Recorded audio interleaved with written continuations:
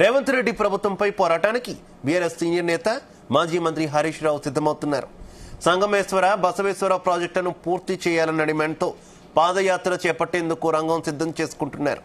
ఇందులో భాగంగా సంగారెడ్డి జిల్లా పార్టీ ఎమ్మెల్యేలు, మాజీ ఎమ్మెల్యేలు, ముఖ్య నేతలతో హరీష్ రావు సమావేశమయ్యారు. నీళ్ల కోసం కాంగ్రెస్ ప్రభుత్వంపై పోరాటానికి సిద్ధమవుదామంటూ పిలుపునిచ్చారు. రైతులకు మేలు జరిగేలా భవిష్యత్తు కార్యాచరణ చేపడదామని హరీష్ రావు పిలుపునిచ్చారు.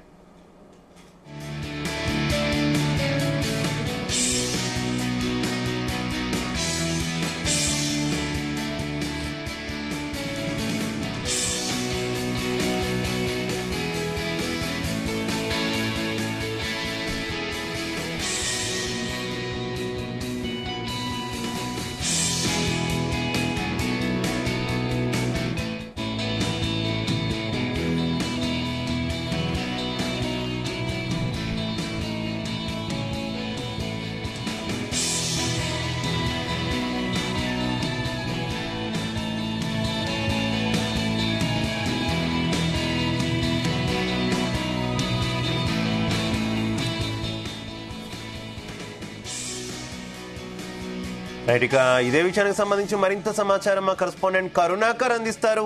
Karunakar. Shiva, BRS party senior నేత మాజీ మంత్రి సిద్దిపేట ఎమ్మెల్యే హరీష్ రావు త్వరలోనే పాదయాత్ర చేపట్టినట్టుగా తెలుస్తుంది. నీళ్ల కోసం పోరాటం అంటూ కాంగ్రెస్ ప్రభుత్వంపై తన యొక్క పాదయాత్ర చేపట్టి పోరాటం అయితే చేయడానికి సిద్ధంగా ఉన్నట్టయితే బీఆర్ఎస్ పార్టీ వర్గాల నుంచి అయితే మనకు సమాచారం అందుతుంది. ముఖ్యంగా సంగమేశ్వర, తర్వాత బసవేశ్వర ఎత్తిపోతల ప్రాజెక్టులకు సంబంధించి పనులను ప్రారంభించాలి, త్వరగా పూర్తి చేయాలని చెప్పేసి ప్రధాన డిమాండ్ తో ఈ పాదయాత్ర చేపట్టినట్లుగానైతే తెలుస్తుంది.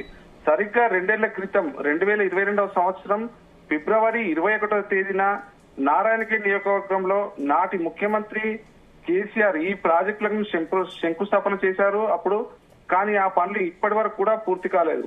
ఈ నేపథ్యంలోనే ఈ ప్రాజెక్టులకు సంబంధించి ఇటీవల మాజీ ముఖ్యమంత్రి కేసీఆర్ ఎర్రవల్లి తన ఫామ్ హౌస్ లో ఆ ప్రాంత రైతులను కలిశారు. తర్వాత ఆ ప్రాంతంలో ఉన్నటువంటి రైతులను కలిశారు, నాయకులను కలిశారు. ఈ సందర్భంగా వారితో మాట్లాడుతూ సంగమేశ్వరకు సంబంధించి, బసవేశ్వర ప్రాజెక్టులకు సంబంధించి కాంగ్రెస్ ప్రభుత్వం ఈ ప్రాజెక్టులను పూర్తిగా నిర్వీర్యం చేస్తుంది, పూర్తిగా నిర్లక్ష్యంగా వ్యవహరిస్తూ వాటిని పట్టించుకోవడం లేదు, పూర్తి చేయట్లేదు అని చెప్పేసి అన్నారు. ఈ ప్రాజెక్టులకు సంబంధించి మనం పోరాటానికి కూడా సిద్ధం కావాలి, పోరాటం చేయాలనే మాటలు కూడా చెప్పాడు. అనంతరం తర్వాత మళ్ళీ ఈ ప్రాజెక్టులకు పోరాటం చేయాల్సిన బాధ్యతలను సైతం హరీష్ రావు కూడా అప్పగిస్తున్నానని చెప్పేసి కూడా తెలిపారు.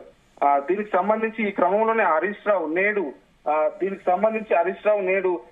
జహీరాబాద్, సంగారెడ్డి, నారాయణఖేడ్, ఆందోళ్ ఈ 4 నియోజకవర్గాలకు సంబంధించిన ఎమ్మెల్యేలతో పాటు, తర్వాత బీఆర్ఎస్ పార్టీ ముఖ్య నాయకులతో పాటు హైదరాబాద్ కోకాపేట తన స్వగృహంలో చాలా సేపు మంత్రాలు జరిపినట్టు కూడా తెలుస్తుంది. ఈ యొక్క పాదయాత్రకు సంబంధించి మనం జనంలోకి ఎలా వెళ్ళాలి, ఎప్పటి నుంచి ప్రారంభం చేయాలి, ఎన్ని రోజుల పాటు పాదయాత్రను తీసుకెళ్లాలి, ఎక్కడెక్కడ సమావేశాలు పెట్టాలి, గ్రామ సభలు ఏ విధంగా నిర్వహించాలనేది ఈ 4 నియోజకవర్గాలకు సంబంధించిన బీఆర్ఎస్ పార్టీ నాయకులతో చర్చలు కూడా జరిపారు.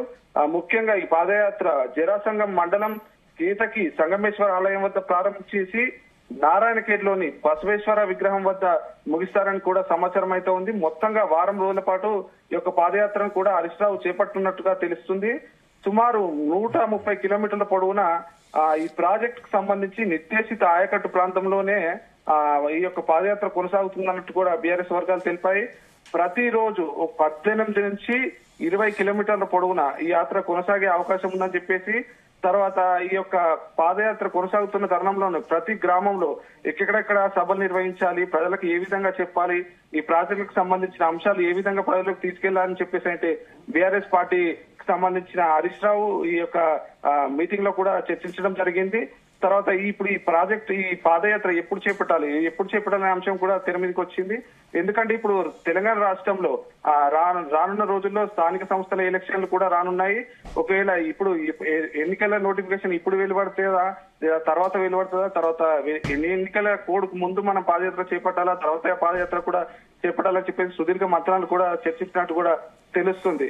తర్వాత ఈ యొక్క పాదయాత్ర చేపట్టిన అనంతరం వారం రోజుల తర్వాత బీఆర్ఎస్ పార్టీ ఒక భారీ బహిరంగ సభను కూడా నిర్వహిస్తారని కూడా సమాచారం అయితే ఉంది. ఈ సభకు మాజీ ముఖ్యమంత్రి కేసీఆర్ కూడా హాజరవుతారని చెప్పేసి కూడా తెలుస్తా ఉంది. హాజరై ఈ ప్రాజెక్టులకు సంబంధించి తర్వాత రాష్ట్రంలో ప్రజా వ్యతిరేక విధానాలకు సంబంధించిన కూడా మాజీ ముఖ్యమంత్రి రైతులకు సంబంధించినటువంటి ముఖ్యమైనటువంటి అంశాలను బీఆర్ఎస్ ప్రస్తుతం అస్త్రాలుగా మలుచుకుంటున్నట్టే కనిపిస్తుంది కదా. ఏంటి అటు కాంగ్రెస్ నుంచి ఏ రకమైనటువంటి కౌంటర్లు వస్తున్నాయి? బీఆర్ఎస్ ఎంచుకుంటున్నటువంటి అంశాల విషయంలో కావచ్చు, లేదంటే ప్రస్తుతం హరీష్ రావు పాదయాత్ర విషయంలో కావచ్చు, కాంగ్రెస్ నుంచి ఎలాంటి కామెంట్స్ వస్తున్నాయి? అవును, కాంగ్రెస్ నుంచి ఎలాంటి ఎప్పుడు యాక్టివ్ గా హరీష్ రావు అయితే ఎప్పుడు యాక్టివ్ గా ఉంటూ సందర్భాన్ని బట్టి కాంగ్రెస్ ప్రభుత్వంపై కాంగ్రెస్ ప్రభుత్వ వైఫల్యాలను చూపిస్తూనే ఉన్నాడు. అవకాశం దొరికిన ప్రతి వేదికను కూడా హరీష్ రావు వినియోగించుకుంటూ ప్రభుత్వంపై పోరాటం చేస్తున్నాడు. ప్రత్యేకించి రైతులకు సంబంధించి రైతు రుణమాఫీ కావచ్చు, రైతు బంధు కావచ్చు, వీటి అంశాలపై ప్రశ్నిస్తూనే ముందుకెళ్తున్నాడు.